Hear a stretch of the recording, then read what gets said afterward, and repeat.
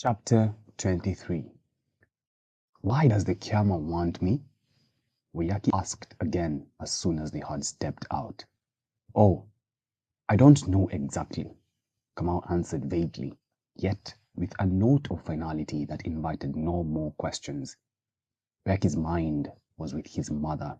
Then he remembered the frightening images that had passed through his mind while he had lain awake in bed. He looked around in the darkness and felt a terror of nothing visible pursue him. "It is a dark night," he commented. "It is dark," Kamau agreed. These two never held a long conversation together, not unless there was a third person. Kinodia had always been the third person. Kamau saw in Woyaki the hope that always snatched his piece of meat when he himself was about to eat it. How would he ever rise to succeed as long as Woyaki was in the way? He came to hate him. The hatred had grown slowly, gathering violence as the years dragged along, and yet Kamau felt more and more powerless to fight against Woyaki. He could never quite rouse himself to the effort. The lone hut to which they went was a distance from Kavoni's group of mud huts.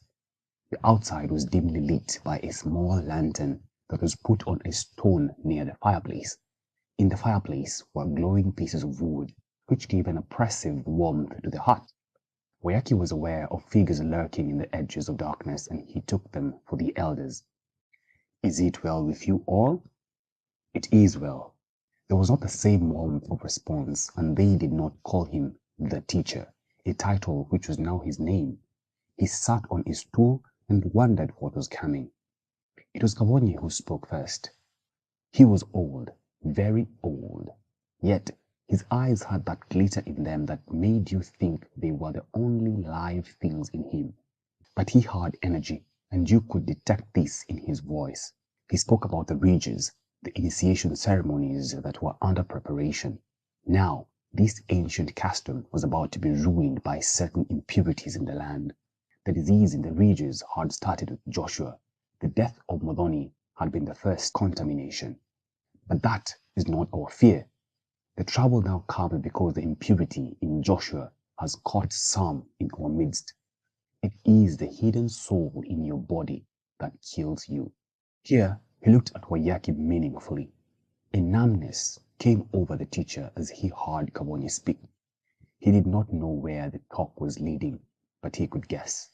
He remembered Kinodia's warning, the elders' hints, and his own mother's questions.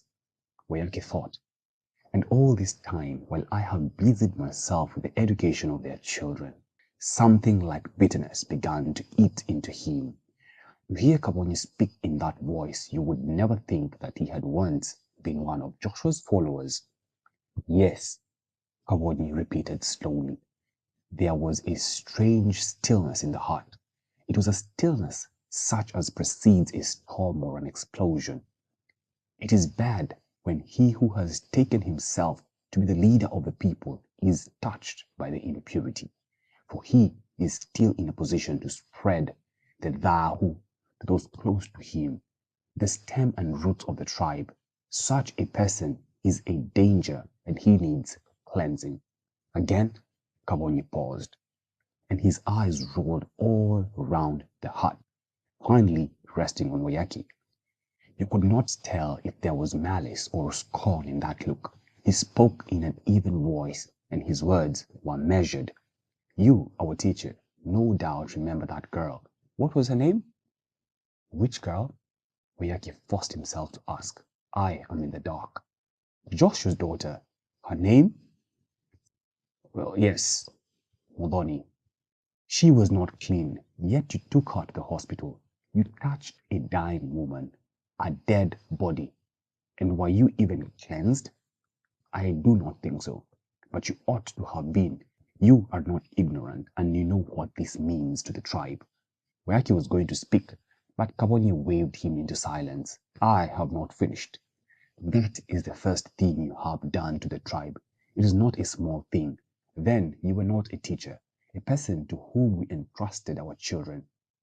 But since you rose into the position in which you are, you have deliberately worked against the tribe. How many times have you been in Joshua's church? How many? No, wait. You have also been to Syriana. How many times? We know of two. You never told anybody that you were going there. Do you expect us to believe that you went to get teachers? Do you really? You'll have to tell us of any secret dealings between you, Joshua, and Syriana. Will you sell us to the white man? You see how restless and impatient our people are. They cry for a leader to save them from slavery. And you who ought to have led them. Stop! Stop! Oyaki shouted with anger. Then he realized that he ought not to shout at a man much older than himself. I don't know what you're talking about. He tried to regulate his voice with difficulty. He wanted to rise and cry, "You fool! You fool!" But he felt weary. He writhed within and remained stuck to his seat. Another elder was speaking. It was the same elder who had dropped hints to Oyaki a few weeks back. Betrayal. Betrayal is a bad thing for a man in a position of influence. The curse of the people will fall on him. You elders will remember Ganyira. He was a great warrior. He led the tribe. But what happened? He was tempted by a Maasai woman. He betrayed the tribe's secrets to the enemy. The curse of the people destroyed him. I could mention Waagira. He added a few more names of people who had been unfaithful to the tribe and were in the end caught by the wrath of the people. That is why we warn you today. That is why you must tell us the truth. Are you marrying Joshua's daughter or not? For unless we know the position, how can we entrust our secrets with you? How can we know they will not later reach the white man? At last it had come. Yet he ought to have known. He was now on trial at Makoyo, and he did not feel that he wanted to defend himself. Yet he spoke, forcing himself to remain calm. Elders, I did not know that such accusations based on rumors could ever reach me from your mouths. I am young. I think that youth should be led, and where we go wrong, you, our fathers, can and should correct us. Yet I see there is something more than the desire to correct in these accusations. I took Moroni to the hospital because she was ill. I could never have let her die if I was in a position to help. I am not the person who initiated her. If she was unclean, why did the elders not object to her initiation?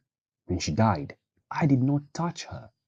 As for Syriana, I can only tell you that I have never entered into any negotiation with the white man. I had gone there to try and get teachers for our schools, which you agreed to build. There is no secret dealing between me and Joshua. I have never spoken to him. What about going to his church? Kaboni asked. What has that got to do with anybody? Wayaki asked, anger getting the better of his calmness. It concerns the tribe, the people, and their purity, another elder put in. Kaboni and the Kyama were asking him to stand by their beliefs, beliefs that would destroy his mission of healing the rift between Makoyo and Pameno, between Joshua and the others. His mission of enlightenment through education would come to nothing. No, he could not be threatened into standing by Kaboni. And if he came under the power of Kaboni, all the work he had tried to do for the last few years would be annihilated. He must make his stand clear. Again, he forced himself to remain calm. I too am concerned with the purity of the tribe. I am also concerned with the growth and development of the regions. We cannot do this through hatred. We must be united, Christians and non-Christians, Makoyo or Komeno. For salvation of the hills lies in our hands.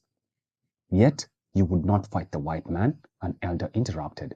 Our land is gone slowly, taken from us, while we and our young men sit like women watching, another elder put in. And we and our wives are forced to pay taxes. Still another followed. The schools, Wayaki pleaded with passion. We must know what the white man knows. We need a leader, a political leader. Education, Wayaki started to say. Nothing. We need action now. Kabonyi said triumphantly. But you have not replied to our worries. This girl, Joshua's daughter, are you marrying her? Woyaki rose. He was now really exasperated. What had Nyambura got to do with me? What? Could he not do whatever he wanted with his own life? Or was his life not his own? He would tell them nothing about Nyambura. Nyambura has nothing to do with this. If I love her, I love her. If you have nothing else to tell me, I will go. Remember the oath. The oath. You took it. It did not forbid me to love people. It forbids you to betray the tribe, to reveal its secrets, or to do anything unclean which might ruin us. He would not discuss Nyambura, a girl who had rejected him. He looked at Kabonyi. Hatred was all that the dimming light from the lantern could reveal. The gleam in Kamau's eyes spoke of silent triumph, and Woyaki now knew that even Kamau hated him. Yet Woyaki was more annoyed with himself, for he felt he had not put up a good fight. Maybe he had lost grip with the tribe. Maybe he did not know where he was leading them. As he left them and walked out, the word traitor followed him, and he wondered if he had actually seen all the consequences of the awareness he had aroused in the hills. But bitterness and frustration mingled and drove him away. He felt angry with everybody, his own father, Nyambura, the elders, and with himself. Kabonyi felt now triumphant as he faced the elders. Elders of the tribe, I told you, you would not believe me. He has not denied associating with Joshua or the white man. How can he continue to be a teacher? How can we go on following him? Where is he leading us? He was always like that, an elder said sadly. It is the girl. The girl has turned his mind the wrong way. As we said earlier, one more elder commented, all these Christians should be circumcised by force. Yes, a few voices assented, but not all, for some feared that such an action would bring Dahu to the land. End of chapter 23.